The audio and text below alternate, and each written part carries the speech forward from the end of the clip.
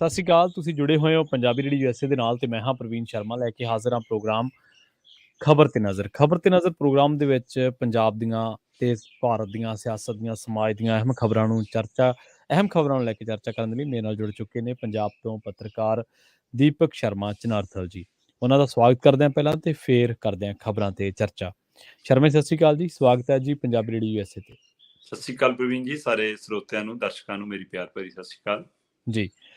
Programme ਦੇ ਵਿੱਚ ਅੱਗੇ ਵਧਣ ਤੋਂ ਪਹਿਲਾਂ ਧੰਨਵਾਦ ਕਰਦੇ ਚੱਲੀਏ ਸਪਾਂਸਰਸ ਦਾ, ਜਿਹੜੇ ਜ਼ਰੀਆ ਬਣਦੇ ਨੇ ਇਹਨਾਂ ਪ੍ਰੋਗਰਾਮਾਂ ਨੂੰ ਤੁਹਾਡੇ ਤੱਕ ਪਹੁੰਚਾਉਣ ਦੇ ਲਈ। ਖਾਲਸਾ ਇੰਸ਼ੋਰੈਂਸ ਏਜੰਸੀ ਵਾਲੇ ਪਿਛਲੇ ਕਈ ਦਹਾਕਿਆਂ ਤੋਂ ਇੰਸ਼ੋਰੈਂਸ ਦੇ ਵਿੱਚ ਸ਼ਾਨਦਾਰ ਸੇਵਾਵਾਂ ਦੇਣ ਦੇ ਲਈ ਜਾਣੇ ਜਾਂਦੇ ਨੇ। ਕਿਸੇ ਵੀ ਤਰ੍ਹਾਂ ਦੀ ਇੰਸ਼ੋਰੈਂਸ ਦੇ ਲਈ ਤੁਸੀਂ ਇਹਨਾਂ ਦੇ ਨਾਲ 408 272 2500 ਤੇ ਗੱਲ ਕਰ ਸਕਦੇ ਹੋ। ਟਰਕੀਆਨਾ ਇਮੀਗ੍ਰੇਸ਼ਨ ਲਾ ਫਰਮ ਵਾਲੇ, ਜੇ ਟਰਕੀਆਨਾ ਇਮੀਗ੍ਰੇਸ਼ਨ ਬਾਬਤ ਤੁਹਾਡਾ ਕੋਈ ਸਵਾਲ ਹੈ, ਕੋਈ ਸਲਾਹ ਕਰਨੀ ਹੈ ਤਾਂ ਜੇ ਦੇ ਨਾਲ 415 909 0503 ਤੇ ਗੱਲ ਕੀਤੀ ਜਾ ਸਕਦੀ ਹੈ। ਗੁਰਦੀਪ ਸਿੰਘ ਬਿਰਦੀ ਕਲੋਵਿਸ, ਸਤਨਾਮ ਸਿੰਘ ਸ਼ੇਰਗਿੱਲ ਸਿਲਮਾ, ਜਗਤਾਰ ਸਿੰਘ ਆਨੰਦਪੁਰੀ ਫਰੀਮੌਂਟ, ਚਰਨਜੀਤ ਸਿੰਘ ਬਦਵਾਲ, ਪਿਆਰਾ ਸਿੰਘ, ਰਾਹੁਲ ਗੁਰਪਾਲ ਗਿੱਲ ਸੈਕਰਾਮੈਂਟੋ, ਗੁਰਦੀਪ ਸਿੰਘ ਗਿੱਲ ਤੇ ਪਰਿਵਾਰ ਯੂਬਾ ਸਿਟੀ, ਮਨਦੀਪ ਸਿੰਘ, ਸਰਬਜੀਤ ਕੌਰ ਸੈਨ ਹੋਜ਼ੇ, ਮਨਜੀਤ ਸਿੰਘ ਸੈਨ ਹੋਜ਼ੇ, ਮੀਰੀ ਪੀਰੀ ਸੇਵਾ ਸੁਸਾਇਟੀ ਫ੍ਰੈਸਨੋ। ਸ਼ਰਮਾ ਜੀ, ਖਬਰਾਂ ਦੇ ਵੱਲ ਆਈਏ ਤੇ ਸ਼ੁਰੂਆਤ ਕਰੀਏ ਪੰਜਾਬ ਦੀਆਂ ਡਿਸਪੈਂਸਰੀਆਂ ਤੋਂ। ਕਹਿੰਦੇ ਪੰਜਾਬ ਦੀਆਂ ਡਿਸਪੈਂਸਰੀਆਂ ਦੇ ਵਿੱਚ ਦਵਾਈਆਂ ਮੁੱਕ ਗਈਆਂ ਤੇ ਉਧਰ ਦੂਜੇ ਪਾਸੇ ਰਾਜਧਾਨੀ ਦੇ ਹਸਪਤਾਲਾਂ ਨੇ ਵੀ ਪੰਜਾਬੀਆਂ ਦਾ ਇਲਾਜ ਕਰਨ ਤੋਂ ਨਾਂਹ ਕਰ ਦਿੱਤੀ ਹੈ ਜੀ। ਹਾਂ, ਬਿਲਕੁਲ ਪ੍ਰਵੀਨ ਜੀ, ਇਹ ਗੱਲ ਦਰੁਸਤ ਹੈ ਕਿ ਆਮ ਆਦਮੀ ਪਾਰਟੀ ਦੀ ਸਰਕਾਰ ਜਦੋਂ ਪੰਜਾਬ 'ਚ ਬਣੀ ਸੀ ਜਾਂ ਵੰਡ ਤੋਂ ਪਹਿਲਾਂ ਦਾ ਚੋਣ ਪ੍ਰਚਾਰ ਸੀ ਤਾਂ ਮੁਹੱਲਾ ਕਲੀਨਿਕਾਂ ਨੂੰ ਬਹੁਤ ਉਭਾਰਿਆ ਗਿਆ, ਬਹੁਤ ਡੋਂਡੀ ਪਿੱਟੀ ਗਈ ਕਿ ਭਾਈ ਮੁਹੱਲਾ ਕਲੀਨਿਕਾਂ ਨਾਲ ਪੰਜਾਬ ਦੇ ਵਿੱਚ ਇੱਕ ਸਿਹਤ ਸਹੂਲਤਾਂ 'ਚ ਬਦਲਾਅ ਆ ਜਾਣਾ। ਸੋ ਮੁਹੱਲਾ ਕਲੀਨਿਕ ਪ੍ਰੋਜੈਕਟ ਦੇ ਤੌਰ ਦੇ ਉੱਤੇ, ਪਾਇਲਟ ਪ੍ਰੋਜੈਕਟ ਦੇ ਤੌਰ ਤੇ ਖੋਲੇ ਵੀ, ਤੇ ਉਹ ਪੁਰਾਣੇ ਜਿਹੜੇ ਸੁਵਿਧਾ ਸੈਂਟਰ ਜੇ ਸੀਗੇ ਉਹਨਾਂ ਨੂੰ ਰੰਗ ਰੋਗਨ ਕਰਕੇ ਉਹਨਾਂ ਨੂੰ ਨਵਾਂ ਨਾਂ ਦੇ ਕੇ ਆਮ ਆਦਮੀ ਕਲੀਨਿਕ ਦਾ ਨਾਂ ਦਿੱਤਾ ਗਿਆ। ਸੋ ਉਹਨਾਂ ਦੀ ਸਥਿਤੀ ਨੂੰ ਲੈ ਕੇ ਉਹਨਾਂ ਦੀ ਵੀਡੀਓ ਬਣਾ ਕੇ ਚਲਾਈਆਂ ਵੀ ਜਾਂਦੀ ਹੈ, ਆਪਣੇ ਪੇਜਾਂ ਤੇ ਪਾਈਆਂ ਜਾਂਦੀਆਂ, ਪਰ ਉਹ ਖੁੱਲੇ ਕਿੰਨੇ ਪੰਜਾਬ 'ਚ? 12,000 ਤੋਂ ਵੱਧ ਪੰਜਾਬ 'ਚ ਪਿੰਡ ਨੇ ਤੇ 12,000 ਪਿੰਡਾਂ ਦੇ ਹਵਾਲੇ ਨਾਲ ਅਜੇ ਚੰਦ ਗਿਣਤੀ ਦੇ, ਮਤਲਬ ਕਿ ਊਂਠ ਦੇ ਮੂੰਹ 'ਚ ਜੀਰਾ ਵੀ ਨਹੀਂ ਅਜੇ ਜੀ। ਸੋ ਉਹ 117 ਹਲਕਿਆਂ ਦੇ ਹਿਸਾਬ ਨਾਲ ਖੁੱਲਣੇ ਹਾਲ ਤਾਂ ਪਹਿਲਾਂ ਕਹਿੰਦੇ, ਉਹ ਵੀ ਪੂਰੇ ਨਹੀਂ ਹੋਏ ਹਲੇ। ਸੋ 117 MLA ਦੇ ਵੀ ਪੂਰੇ, ਮਤਲਬ ਇੱਕ ਹਲਕੇ 'ਚ ਇੱਕ ਵੀ ਨਹੀਂ। ਪਰ ਪੰਜਾਬ ਦੇ ਪਿੰਡਾਂ ਦੇ ਵਿੱਚ ਇੱਕ ਪੰਚਾਇਤ ਵਿਭਾਗ ਵੱਲੋਂ ਜਾਂ ਪੇਂਡੂ ਵਿਕਾਸ ਵਿਭਾਗ ਵੱਲੋਂ ਉਹਨਾਂ ਦੇ ਸਹਿਯੋਗ ਨਾਲ ਕੁਝ ਡਿਸਪੈਂਸਰੀਆਂ ਚੱਲਦੀਆਂ ਪ੍ਰਵੀਨ ਜੀ, ਜਿਹੜੀਆਂ ਲੰਮੇ ਸਮੇਂ ਤੋਂ, ਮਤਲਬ ਕਿ ਚਲੋ ਜਿਹੜੀਆਂ ਪਿੰਡ ਪੱਧਰ ਤੇ ਕੁਝ ਲੋੜਾਂ ਹੁੰਦੀਆਂ, ਕੋਈ ਸਿਰ ਦਰਦ ਹੈ, ਕੋਈ ਪੱਟੀ ਕਰਨੀ ਹੈ, ਕੋਈ ਜ਼ਖਮ ਹੋ ਗਿਆ, ਕੋਈ ਸੱਟ ਫੇਟ ਲੱਗ ਗਈ, ਕੋਈ ਮਾੜਾ ਮੋਟਾ ਦਰਦ ਦੀ ਕੋਈ ਮਸਲਾ ਹੈ, ਕੋਈ ਚੂੜ ਵਿੰਗੀ ਹੋ ਗਈ, ਕੁਛ ਹੋ ਗਿਆ, ਉਹਨਾਂ ਦਾ ਫੌਰੀ ਇਲਾਜ ਦੇ ਲਈ ਉਹ ਡਿਸਪੈਂਸਰੀਆਂ ਬਹੁਤ ਸਹਾਈ ਸਿੱਧ ਹੁੰਦੀਆਂ। ਹਾਂ, ਪਹਿਲੇ ਦੌਰ ਦੇ ਵਿੱਚ ਵੀ ਬਹੁਤ ਉੱਥੇ ਦਵਾਈਆਂ ਦੀ ਕਮੀ ਆਪਾਂ ਦੇਖਦੇ ਰਹੇ ਕਿ ਪੱਟੀਆਂ ਨਹੀਂ ਮਿਲਦੀਆਂ ਸੀ, ਦਵਾਈਆਂ ਨਹੀਂ ਮਿਲਦੀਆਂ ਸੀ, ਡਾਕਟਰ ਨਹੀਂ ਲੱਭਦੇ ਸੀ। ਸੋ ਹੌਲੀ ਹੌਲੀ ਉਹਦੇ ਵਿੱਚ ਸੁਧਾਰ ਹੋਣ ਦੀ ਕਵਾਇਦ ਸ਼ੁਰੂ ਹੋਈ ਤੇ ਪਿਛਲੇ ਕੁਝ ਸਾਲਾਂ 'ਚ ਲੱਗਣ ਲੱਗਾ ਕਿ ਹਾਂ, ਡਿਸਪੈਂਸਰੀਆਂ ਦੇ ਵਿੱਚ ਕੁਝ ਸੁਧਾਰ ਆਇਆ। ਪਰ ਜਦੋਂ ਆਮ ਆਦਮੀ ਪਾਰਟੀ ਪ੍ਰਚਾਰ ਦੇ ਵਿੱਚ ਆਉਂਦੀ ਹੈ ਤਾਂ ਲੱਗਦਾ ਕਿ ਹੁਣ ਬਹੁਤ ਵੱਡਾ ਸੁਧਾਰ ਸਿਹਤ ਖੇਤਰ 'ਚ ਹੋਏਗਾ, ਕਿਉਂਕਿ ਇਹਨਾਂ ਨੇ ਆਪਣਾ ਸਿੱਖਿਆ ਤੇ ਸਿਹਤ ਨੂੰ ਹੀ ਮੁੱਖ ਮੁੱਦਾ ਬਣਾਇਆ ਸੀ। ਮੁਹੱਲਾ ਕਲੀਨਿਕਾਂ ਦੇ ਚਾਅ ਦੇ ਵਿੱਚ ਡਿਸਪੈਂਸਰੀਆਂ ਭੁੱਲੇ ਗਏ। ਮੁਹੱਲਾ ਕਲੀਨਿਕ ਤਾਂ ਆਪਣੇ ਪੂਰੇ ਰੂਪ ਰੰਗ 'ਚ ਆਈਆਂ ਹੀ ਨਹੀਂ, ਪਰ ਡਿਸਪੈਂਸਰੀਆਂ ਦੀ ਹਾਲਤ ਇਹ ਹੈ ਪ੍ਰਵੀਨ ਜੀ ਕਿ ਉਹਨਾਂ 'ਚ ਦਵਾਈਆਂ ਭੇਜਣੀਆਂ ਹੀ ਸਰਕਾਰ ਭੁੱਲ ਗਈ ਜੀ। ਜੇਕਰ ਤੁਸੀਂ ਗੱਲ ਕਰੋ ਤਾਂ 2020 ਦੇ ਵਿੱਚ ਸਹੀ ਰੂਪ 'ਚ ਪੰਜਾਬ ਦੀਆਂ ਡਿਸਪੈਂਸਰੀਆਂ 'ਚ ਦਵਾਈਆਂ ਆਈਆਂ ਸੀ। ਉਸ ਤੋਂ ਬਾਅਦ ਕਰੋਨਾ ਕਾਲ ਜਦੋਂ ਆਇਆ, ਉਸ ਤੋਂ ਬਾਅਦ ਦਵਾਈਆਂ ਦੀ ਪੂਰੀ ਖੇਪ ਕਦੇ ਪਹੁੰਚੀ ਹੋਣੀ 2020 ਤੋਂ ਬਾਅਦ ਹੁਣ ਤੱਕ ਜੀ। ਸੋ ਫਿਰ ਇਹ ਚਲਦੇ ਚਲਾਉਂਦੇ ਇਸੇ ਤਰ੍ਹਾਂ ਚੱਲੀ ਗਿਆ ਤੇ ਜਨਵਰੀ ਮਹੀਨੇ ਦੇ ਵਿੱਚ ਕੁਝ ਦਵਾਈਆਂ, ਮਤਲਬ ਕਿ 20 ਤਰ੍ਹਾਂ ਦੀਆਂ ਲਗਭਗ ਦਵਾਈਆਂ ਇੱਥੇ ਪਹੁੰਚੀਆਂ ਤੇ ਉਹ ਵੀ ਕਿੰਨੀਆਂ ਕੁ ਨੇ, ਮਤਲਬ ਬਹੁਤ ਥੋੜੀ ਮਾਤਰਾ 'ਚ ਪਹੁੰਚੀਆਂ। ਜਨਵਰੀ ਤੋਂ ਬਾਅਦ ਹੁਣ ਤੱਕ ਕੋਈ ਦਵਾਈ ਨਹੀਂ ਜੀ। ਸੋ ਇੱਥੋਂ ਹਿਸਾਬ ਲਾ ਲਓ ਕਿ ਨਵੀਂ ਬਣੀ ਸਰਕਾਰ ਨੂੰ ਵੀ 8 ਮਹੀਨੇ ਹੋ ਗਏ ਤੇ ਉਹਨਾਂ ਬਾਵਜੂਦ ਵੀ ਤੁਸੀਂ ਪੇਂਡੂ ਡਿਸਪੈਂਸਰੀਆਂ ਵੱਲ, ਜਿੱਥੇ ਪਿੰਡਾਂ ਵਾਲਿਆਂ ਦੀ ਸਿੱਧੀ ਪਹੁੰਚ ਆ, ਜੀ ਜੀ, ਉਹਨਾਂ ਵੱਲ ਰੱਤਾ ਵੀ ਧਿਆਨ ਨਹੀਂ। ਸੋ ਇੱਕ ਤਾਂ ਆਹ ਇੱਕ ਪਹਿਲੂ ਬਹੁਤ ਚਿੰਤਾ ਵਾਲੀ ਸਥਿਤੀ ਵਾਲੀ ਖੜੀ ਹੈ ਕਿ ਉੱਥੇ ਸਿਰ ਦਰਦ ਦੀ ਦਵਾਈ ਵੀ ਨਹੀਂ ਮਿਲਦੀ ਹੈ ਨਾ, ਪੱਟੀ ਵੀ ਨਹੀਂ ਮਿਲਦੀ, ਫੰਬਾ ਵੀ ਨਹੀਂ ਮਿਲਦਾ, ਸਰਿੰਜ ਵੀ ਨਹੀਂ ਮਿਲਦੀ। ਫਿਰ ਉਸ ਤੋਂ ਬਾਅਦ ਦੂਜਾ, ਪੰਜਾਬ ਦੇ ਲੋਕਾਂ ਨੂੰ ਸਭ ਤੋਂ ਵੱਧ ਰਾਹਤ ਆਉਂਦੀ ਹੈ ਕਿ ਜਦੋਂ ਕੋਈ ਵੱਡੀ ਬਿਮਾਰੀ ਹੋ ਜਾਵੇ, ਰੱਬ ਨਾ ਕਰੇ ਕਿਸੇ ਨੂੰ ਕੋਈ ਵਿਪਤਾ ਹੈ ਜੀ ਛਿੜੇ ਕਿ ਉਹਨੂੰ ਕੋਈ ਆਪਰੇਸ਼ਨ ਕਰਾਉਣਾ ਪਵੇ, ਕੋਈ ਲੰਬਾ ਇਲਾਜ ਕਰਾਉਣਾ ਪਵੇ, ਕੋਈ ਲਾ ਇਲਾਜ ਬਿਮਾਰੀ ਦਾ ਇਲਾਜ ਕਰਾਉਣਾ ਪੈ ਜਾਵੇ, ਕੋਈ ਬੜਾ ਐਕਸੀਡੈਂਟ ਚੋਂ ਲੰਘਣਾ ਪੈ ਜਾਵੇ, ਤਾਂ ਉਹ ਸਭ ਤੋਂ ਪਹਿਲਾਂ ਚੰਡੀਗੜ੍ਹ ਨੂੰ ਭੱਜਦੇ ਨੇ ਕਿ ਭਾਈ PGI ਚੱਲੋ। ਤੇ PGI ਦੇ ਵਿੱਚ ਜੇਕਰ ਵਜਨ ਵੱਧ ਹੋਵੇ, ਉਹਨੂੰ ਲੱਗੇ ਕਿ ਇਹ ਮਰੀਜ਼ ਦਾ ਨਾਰਮਲ ਇਲਾਜ ਹੋ ਸਕਦਾ, 32 ਰੈਫਰ ਕੀਤੇ ਜਾਂਦੇ ਨੇ, ਜਾਂ ਕਈ ਨਾਰਮਲ ਚੈਕਿੰਗ ਦੇ ਵਾਲੇ ਮਰੀਜ਼ 32 ਵੀ ਆਉਂਦੇ ਨੇ ਕਿ 32 ਭੀੜ ਭਾੜ ਘੱਟ ਹੈ ਭਾਈ, ਉੱਥੇ ਕੰਮ ਛੇਤੀ ਹੋ ਜਾਂਦਾ ਹੈ। ਜੀ ਜੀ ਸੋ ਚੰਡੀਗੜ੍ਹ ਦਾ 32 ਹਸਪਤਾਲ, ਪੀਜੀਆਈ ਹਸਪਤਾਲ, 16 ਵਾਲਾ ਹਸਪਤਾਲ, ਇਹ ਜਿਹੜੇ ਲੋਕਲ ਮਰੀਜ਼ਾਂ ਦੇ ਨਾਲ ਨਾਲ ਪੰਜਾਬ ਦੇ ਮਰੀਜ਼ਾਂ ਲਈ ਵੀ, ਤੇ ਪੰਜਾਬ ਤੋਂ ਜਿਹੜਾ ਮਰੀਜ਼ ਆਉਂਦਾ ਉਹਨਾਂ ਦੇ ਜ਼ਿਆਦਾਤਰ ਆਯੁਸ਼ਮਾਨ ਉਹ ਯੋਜਨਾ ਜਿਹੇ ਵਾਲੇ ਕਾਰਡ ਬਣੇ ਸੀ, ਜਿਹਨੂੰ ਪੰਜਾਬ ਦੀ ਯੋਜਨਾ ਨਾਲ ਜੋੜਿਆ ਗਿਆ ਸੀਗਾ। ਸੋ ਉਸ ਯੋਜਨਾ ਦੇ ਆਧਾਰ ਤੇ ਲੋਕ ਰਾਹਤ ਲੈਣ ਦੀ ਉਮੀਦ ਨਾਲ ਕਿ ਹਾਂ ਇੱਥੇ ਭਾਈ ਇਲਾਜ ਵੀ ਹੋ ਜਾਊਗਾ, ਚਾਰ ਪੈਸੇ ਸਰਕਾਰ ਵੱਲੋਂ ਵੀ ਅਸੀਂ ਜਿਹਦੇ ਹੱਕਦਾਰ ਆ ਉਹ ਸਾਨੂੰ ਯੋਜਨਾ ਦਾ ਲਾਭ ਵੀ ਮਿਲ ਜਾਊਗਾ। ਸੋ ਲੋੜਵੰਦ ਪਰਿਵਾਰ ਜਦੋਂ ਇੱਥੇ ਆਉਂਦੇ ਨੇ ਪ੍ਰਵੀਨ ਜੀ, ਪਹਿਲਾਂ ਤਾਂ ਉਹ ਆਪਣੇ ਮਰੀਜ਼ ਦੇ ਫਿਕਰਮੰਦੀ ਨਾਲ ਟੁੱਟੇ ਹੁੰਦੇ ਨੇ, ਇਲਾਜ ਖਣੋ ਦੂਰੋਂ ਪਰੋਂ ਆਉਣਾ, ਤੇ ਦੂਜਾ ਜਦੋਂ ਦਰਵਾਜ਼ੇ ਤੋਂ ਇਹ ਕਹਿ ਕੇ ਮੋੜ ਦਿੱਤਾ ਜਾਂਦਾ ਕਿ ਜੀ ਇਹ ਯੋਜਨਾ ਵਾਲਾ ਕਾਰਡ ਤਾਂ ਨਹੀਂ ਚੱਲਣਾ, ਪੈਸੇ ਹੈਗੇ ਤਾਂ ਮਰੀਜ਼ ਦਾਖਲ ਕਰਾ ਲਓ, ਨਹੀਂ ਘਰ ਨੂੰ ਜਾਓ, ਉਹਨਾਂ ਤੇ ਕੀ ਬੀਤਦੀ ਹੋਏਗੀ। ਇਹ ਪਹਿਲਾਂ ਵੀ ਹੋਇਆ। ਆਮ ਆਦਮੀ ਪਾਰਟੀ ਦੀ ਸਰਕਾਰ ਬਣਨ ਤੋਂ ਤੁਰੰਤ ਬਾਅਦ ਚੰਡੀਗੜ੍ਹ ਦੇ ਹਸਪਤਾਲਾਂ ਨੇ ਇਲਾਜ ਬੰਦ ਕਰਤਾ ਸੀ ਕਿ ਭਾਈ ਤੁਹਾਡੇ ਕਰੋੜਾਂ ਰੁਪਈਆ ਬਕਾਇਆ ਪਿਆ, ਉਹ ਕੌਣ ਦਊਗਾ। ਤੇ ਉਹ ਤੋਂ ਬਾਅਦ ਸਰਕਾਰ ਦਾ ਔਰ ਆਪਸ ਇਹਨਾਂ ਚ ਅਧਿਕਾਰੀਆਂ ਦੀ ਬੈਠਕ ਹੁੰਦੀ ਹੈ। ਬੈਠਕ ਤੋਂ ਬਾਅਦ ਆਦਾਨ ਪ੍ਰਦਾਨ ਸ਼ੁਰੂ ਹੁੰਦਾ ਤੇ ਤੈਅ ਹੁੰਦਾ ਕਿ ਭਾਈ ਕਿਸ਼ਤਾਂ 'ਚ ਅਸੀਂ ਪੈਸਾ ਮੋੜਾਂਗੇ। ਠੀਕ ਹੈ। ਉਹ ਕਿਸ਼ਤਾਂ ਵੀ ਪੂਰੀਆਂ ਨਹੀਂ ਦਿੱਤੀਆਂ ਜਾ ਰਹੀਆਂ। ਪਹਿਲੀ ਵਾਰ ਹੋਇਆ ਹੋਊਗਾ ਕਿ ਪੀਜੀਆਈ ਨੇ ਪੈਸਿਆਂ ਲਈ ਪੰਜਾਬ ਨੂੰ ਚਿੱਠੀ ਲਿਖੀ ਹੋਵੇ। ਤੇ ਹੁਣ 32 ਹਸਪਤਾਲ ਨੇ ਉਹ ਕਿਸ਼ਤਾਂ ਦੇ ਰਾਹੀਂ ਜਿਹੜਾ ਥੋੜਾ ਬਹੁਤ ਆਉਂਦਾ ਸੀ ਤਾਂ ਲੱਗਦਾ ਸੀ ਕਿ ਚਲੋ ਪੁਰਾਣਾ ਚੱਲੀ ਜਾਂਦਾ, ਨਵਾਂ ਟਾਈਮ ਸਿਰ ਕਰੀ ਜਾਣਗੇ, ਪਰ ਉਹ ਨਵੇਂ ਦਾ ਵੀ 4 ਕਰੋੜ ਰੁਪਈਆ ਹੋਰ ਬਕਾਇਆ ਖੜ ਗਿਆ ਕੱਲੇ 32 ਹਸਪਤਾਲ ਦਾ। 32 ਹਸਪਤਾਲ ਦਾ ਕਹਿੰਦੇ 4 ਕਰੋੜ ਰੁਪਈਆ ਬਕਾਇਆ ਖੜਾ ਹੈ। ਤੇ ਉਸ ਦੇ ਕਾਰਨ ਹੁਣ 32 ਹਸਪਤਾਲ ਨੇ ਕਹਿਤਾ ਜੀ ਸਿਰਫ ਅਸੀਂ ਐਮਰਜੈਂਸੀ ਕੇਸ ਲਵਾਂਗੇ, ਤੇ ਅਸੀਂ ਜਿਹੜੇ ਆ ਬਾਕੀ ਇਲਾਜ ਵਾਲੇ ਆਉਂਦੇ ਨੇ, ਖਾਸ ਕਰਕੇ ਜਿਹੜੇ ਆਪਰੇਸ਼ਨ ਵਾਲੇ ਆਉਂਦੇ ਨੇ, ਅਸੀਂ ਕੁਝ ਨਹੀਂ ਕਰਾਂਗੇ ਕਿ ਪੁਰਾਣਾ ਬਕਾਇਆ ਇੰਨਾ ਖੜਾ। ਤੁਸੀਂ ਹਿਸਾਬ ਲਾਓ ਪ੍ਰਵੀਨ ਜੀ ਕਿ ਪੰਜਾਬ ਦੀ ਆਯੁਸ਼ਮਾਨ ਯੋਜਨਾ ਦੇ ਚੱਲਦਿਆਂ ਹੁਣ ਪਤਾ ਲੱਗ ਰਿਹਾ ਕਿ ਸਿਰਫ ਇਲੈਕਟ੍ਰੋ ਜਿਹੜੀ ਸਰਜਰੀ ਵਾਲੇ ਮਰੀਜ਼ ਨੇ ਉਹਨਾਂ ਨੂੰ ਨਾ ਕਰ ਦਿੱਤੀ, ਆਪਰੇਸ਼ਨ ਵਾਲੇ ਮਰੀਜ਼ਾਂ ਨੂੰ ਨਾ ਕਰਨੀ ਸ਼ੁਰੂ ਕਰ ਦਿੱਤੀ, ਐਮਰਜੈਂਸੀ ਸੇਵਾ ਦੇ ਲਈ ਹਾਮੀ ਭਰੀ ਹੈ ਕਿ ਸਿਰਫ ਜਿਹੜਾ ਬਹੁਤ ਜ਼ਿਆਦਾ ਐਮਰਜੈਂਸੀ ਵਾਲਾ ਮਰੀਜ਼ ਹੈ ਅਸੀਂ ਉਹਨੂੰ ਅਟੈਂਡ ਕਰਾਂਗੇ। 4 ਕਰੋੜ ਦੀ ਬਕਾਇਆ ਰਾਸ਼ੀ ਖੜੀ ਹੈ। ਪਿਛਲੇ ਮਹੀਨੇ ਮਤਲਬ ਕਿ ਪਹਿਲਾਂ ਵੀ 5 ਮਹੀਨੇ ਪਹਿਲਾਂ ਵੀ ਇਸ ਤਰ੍ਹਾਂ ਇਲਾਜ ਰੋਕਿਆ ਗਿਆ ਸੀਗਾ। ਜੇਕਰ ਮੈਂ ਅੰਕੜਿਆਂ ਦੀ ਗੱਲ ਕਰਾਂ ਤਾਂ ਜੀ ਪੀਜੀਆਈ ਦਾ 16 ਕਰੋੜ ਰੁਪਈਆ ਬਕਾਇਆ ਸੀ, ਜਿਸ ਚੋਂ 10 ਕਰੋੜ ਰੁਪਈਆ ਭੁਗਤਾਨ ਹੋਇਆ ਜੀ। 6 ਕਰੋੜ ਰੁਪਈਆ ਬਕਾਇਆ ਖੜਾ ਪੀਜੀਆਈ ਤੇ। ਇਸੇ ਤਰ੍ਹਾਂ ਯੂਟੀ ਪ੍ਰਸ਼ਾਸਨ ਦੇ ਜਿਹੜੇ ਬਾਕੀ ਹਸਪਤਾਲ ਨੇ ਉਹਨਾਂ ਦਾ 3 ਕਰੋੜ ਰੁਪਈਆ ਬਕਾਇਆ ਖੜਾ ਸੀ, 21 ਲੱਖ ਰੁਪਈਆ ਭੁਗਤਾਨ ਹੋਇਆ ਸਿਰਫ। ਤੇ ਇੱਧਰ 4 ਕਰੋੜ ਦੇ ਕਰੀਬ 32 ਹਸਪਤਾਲ ਦਾ ਬਕਾਇਆ ਦੱਸਦੇ ਨੇ, 86 ਲੱਖ ਦਾ ਕਹਿੰਦੇ ਭੁਗਤਾਨ ਹੋਇਆ। ਸੋ ਇੱਥੋਂ ਤੁਸੀਂ ਅੰਦਾਜ਼ਾ ਲਾ ਸਕਦੇ ਹੋ ਪੰਜਾਬ ਸਰਕਾਰ ਕਹਿ ਰਹੀ ਹੈ ਜੀ ਕਿ ਨਹੀਂ ਅਸੀਂ ਤਾਲਮੇਲ 'ਚ ਹੈ, ਅਸੀਂ ਪੈਸੇ ਅਦਾ ਕਰ ਰਹੇ ਹਾਂ ਜੀ, ਇਹ ਜਾਣ ਕੇ ਝੂਠਾ ਪ੍ਰਚਾਰ ਹੈ ਜੀ, ਕੋਈ ਇਲਾਜ ਨਹੀਂ ਰੁਕਿਆ। ਹਸਪਤਾਲ ਵਾਲੇ ਕਹਿੰਦੇ ਭਾਈ ਤਾਂ ਚਿੱਠੀਆਂ ਵੀ ਲਿਖ ਲਈਆਂ ਸਰਕਾਰ ਨੂੰ ਤੁਹਾਡੀ ਨੂੰ, ਅਸੀਂ ਤਾਂ ਬੇਨਤੀ ਵੀ ਕਰ ਲਈ ਤੇ ਅੱਕ ਕੇ ਸਾਨੂੰ ਹੁਣ ਇਹ ਕਦਮ ਚੁੱਕਣਾ ਪਿਆ ਕਿ ਅਸੀਂ ਵੀ ਕਿੱਥੋਂ ਕਰ ਸਕਦੇ ਹਾਂ ਤਾਂ ਜਦੋਂ ਪੈਸੇ ਹੀ ਨਹੀਂ ਆਉਣਗੇ ਉਹਨਾਂ ਯੋਜਨਾਵਾਂ ਦੇ। ਸੋ ਇਸ ਲਈ ਹੁਣ ਆਯੁਸ਼ਮਾਨ ਯੋਜਨਾ ਨੇ ਵੀ ਦਮ ਤੋੜਤਾ, ਇਹਨਾਂ ਦੀ ਪੰਜਾਬ ਸਰਕਾਰ ਦੀਆਂ ਸਿਹਤ ਸਕੀਮਾਂ ਨੇ ਵੀ ਦਮ ਤੋੜਤਾ। ਮੁਹੱਲਾ ਕਲੀਨਿਕ ਅਜੇ ਖੁੱਲੇ ਨਹੀਂ, ਡਿਸਪੈਂਸਰੀਆਂ ਵਿਚਾਰੀਆਂ ਖੁਦ ਇਲਾਜ ਖਣੋ ਮਤਲਬ ਔਖੀਆਂ ਨੇ। ਸੋ ਆਹ ਪੰਜਾਬ ਦੇ ਮਰੀਜ਼ਾਂ ਦੀ ਸਥਿਤੀ ਆ। ਇੱਥੋਂ ਅੰਦਾਜ਼ਾ ਲਾ ਲਓ ਬਦਲਾਅ ਵਾਲਾ ਰੰਗ ਕੀ ਆ। ਜੀ ਬਿਲਕੁਲ। ਸ਼ਰਮਾ ਜੀ, ਇੱਕ ਖਬਰ ਆ ਰਹੀ ਹੈ ਇਸ ਵੇਲੇ ਪੰਜਾਬ ਦੇ ਵਿੱਚੋਂ, ਖਬਰ ਸੋਸ਼ਲ ਮੀਡੀਆ ਦੇ ਹਵਾਲੇ ਦੇ ਨਾਲ ਮੈਂ ਕਹਿ ਸਕਦਾ ਕਿ ਕੋਟਕਪੂਰਾ ਜਿਹੜੀ ਬੇਅਦਬੀ ਹੋਈ ਸੀ ਉਸ ਮਾਮਲੇ ਦੇ ਵਿੱਚ ਇਹ ਗੱਲ ਕਹੀ ਜਾ ਰਹੀ ਹੈ ਕਿ ਪ੍ਰਦੀਪ ਸਿੰਘ ਨਾਂ ਦਾ ਕੋਈ ਜਿਹੜਾ ਡੇਰਾ ਪ੍ਰੇਮੀ ਸੀਗਾ ਉਹਨੂੰ ਗੋਲੀਆਂ ਮਾਰੀਆਂ ਗਈਆਂ। ਹਾਲਾਂਕਿ ਮੈਂ ਇਹ ਗੱਲ ਫਿਰ ਦੁਹਰਾ ਦਿੰਦਾ ਕਿ ਇਹ ਖਬਰ ਸੋਸ਼ਲ ਮੀਡੀਆ ਤੇ ਹਲੇ ਟ੍ਰੈਂਡ ਕਰ ਰਹੀ ਹੈ ਤੇ ਕਿਸੇ ਵੀ ਮੀਡੀਆ ਅਦਾਰੇ ਨੇ ਇਸ ਖਬਰ ਦੀ ਪੁਸ਼ਟੀ ਨਹੀਂ ਕੀਤੀ। ਜਿਹੜੇ ਸੁਖਰਾਜ ਸਿੰਘ ਨੇ ਬੈਬਲ ਕਲਾਂ ਦੇ ਵਿੱਚ, ਜਿਨ੍ਹਾਂ ਦੇ ਪਿਤਾ ਜੀ ਨੂੰ ਸ਼ਹੀਦ ਕਰ ਦਿੱਤਾ ਗਿਆ ਸੀ, ਹਰਕ੍ਰਿਸ਼ਨ ਭਗਵਾਨ, ਉਹਨਾਂ ਦੇ ਜਿਹੜਾ ਸੋਸ਼ਲ ਮੀਡੀਆ ਅਕਾਊਂਟ ਆ ਉਹਦੇ ਤੇ ਇਸ ਖਬਰ ਦੀ ਜਿਹੜੀ ਜਾਣਕਾਰੀ ਹੈ ਪਈ ਹੈ। ਤੇ ਬਾਕੀ ਆਪਾਂ ਪ੍ਰੋਗਰਾਮ ਚੱਲਦੇ ਦੇ ਵਿੱਚ ਜੇ ਤਸਦੀਕ ਕਿਸੇ ਮੀਡੀਆ ਅਦਾਰੇ ਨੇ ਕੀਤੀ ਤਾਂ ਆਪਾਂ ਜ਼ਰੂਰ ਉਹ ਖਬਰ ਤੁਹਾਡੇ ਨਾਲ ਸਾਂਝੀ ਕਰਾਂਗੇ। ਵੱਧਦੇ ਹਾਂ ਅਗਲੀ ਖਬਰ ਦੇ ਵੱਲ ਸ਼ਰਮਾ ਜੀ। ਅਗਲੀ ਖਬਰ ਦੇ ਵੱਲ ਰੁਖ ਕਰੀਏ। ਐਸਜੀਪੀਸੀ ਚੋਣਾਂ ਦੇ ਵਿੱਚ ਜਿਹੜੇ ਨਤੀਜੇ ਆਏ ਨੇ, ਕਹਿੰਦੇ ਬੀਬੀ ਵੀ ਹਾਰੀ ਪਰ ਜਿੱਤੇ ਸੁਖਬੀਰ ਬਾਦਲ ਵੀ ਨਹੀਂ। ਉਹ ਕਿਵੇਂ ਸ਼ਰਮਾ ਜੀ? ਬਿਲਕੁਲ ਪ੍ਰਵੀਨ ਜੀ, ਤੁਸੀਂ ਇਹ ਗੱਲ ਦਰੁਸਤ ਕਹਿ ਸਕਦੇ ਹੋ ਕਿ ਬੀਬੀ ਜਗੀਰ ਕੌਰ ਚੋਣ ਹਾਰ ਗਈ ਹੈ, ਪਰ ਸੁਖਬੀਰ ਬਾਦਲ ਦੀ ਜਿੱਤ ਨਹੀਂ ਹੋਈ ਆ। ਆਪਾਂ ਲੰਮੇ ਸਮੇਂ ਤੋਂ ਲਗਾਤਾਰ ਤੋਂ ਜਦ ਤੋਂ ਇਹ ਰੂਪਰੇਖਾ ਜੇ ਵਿੱਢੀ ਵੀ ਨਹੀਂ ਗਈ ਸੀ, ਇਜਲਾਸ ਦੀ ਤਰੀਕਾਂ ਵੀ ਤੈਅ ਨਹੀਂ ਹੋਈਆਂ ਸੀ, ਆਪਾਂ ਤਦ ਤੋਂ ਗੱਲ ਕਰਦੇ ਆ ਰਹੇ ਸੀ ਕਿ ਐਕਟੀ ਬੀਬੀ ਜਗੀਰ ਕੌਰ ਮੈਦਾਨ 'ਚ ਨਿੱਤਰੂਗੀ। ਤੇ ਬੀਬੀ ਜਗੀਰ ਕੌਰ ਪੂਰੇ ਲਾਲ ਲਸ਼ਕਰ ਨਾਲ ਨਿੱਤਰੀ, ਪੂਰੇ ਦਮਖਮ ਨਾਲ ਨਿੱਤਰੀ। ਉਹ ਦਮਖਮ ਭਾਜਪਾ ਦੇ ਸ਼ਹਿ ਤੇ ਸੀ ਜਾਂ ਸਿਰਫ ਭਾਜਪਾ ਨੇ ਥੋੜਾ ਜਿਹਾ ਇਸ਼ਾਰਾ ਕੀਤਾ ਸੀ? ਕਿਉਂਕਿ ਰਾਜਨੀਤਿਕ ਮਾਹਰ ਇਹ ਕਹਿ ਰਹੇ ਨੇ ਕਿ ਜੇਕਰ ਭਾਜਪਾ ਆਪਣੇ ਸ਼ਾਖ ਦੇ ਆਧਾਰ ਤੇ ਲੜਦੀ, ਆਪਣੇ ਤਾਕਤ ਦੇ ਆਧਾਰ ਤੇ ਲੜਦੀ, ਤਾਂ ਫੈਸਲਾ ਕੁਝ ਹੋਰ ਵੀ ਹੋ ਸਕਦਾ ਸੀ।